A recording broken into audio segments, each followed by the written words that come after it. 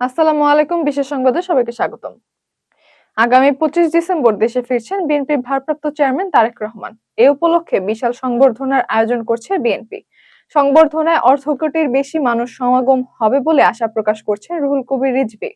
নিরাপত্তা নিশ্চিতে সরকার ও দলের পক্ষ থেকে ব্যবস্থা নেওয়া হচ্ছে বলে জানান তিনি। বিশেষ নিরাপত্তা অপারেশনাল কারণে শাহজালাল আন্তর্জাতিক বিমানবন্দরে প্রবেশে নিষেধাজ্ঞা জারি হয়েছে।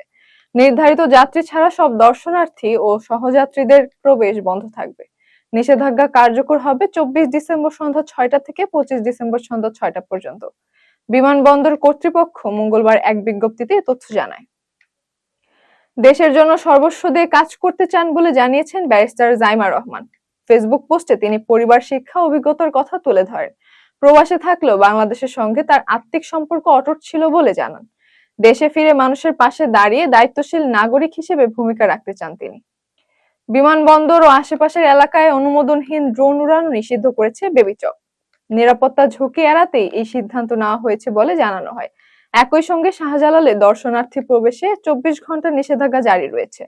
বিমান চলাচলের নিরাপত্তা নিশ্চিত করতে এসব ব্যবস্থা নেওয়া হয়েছে।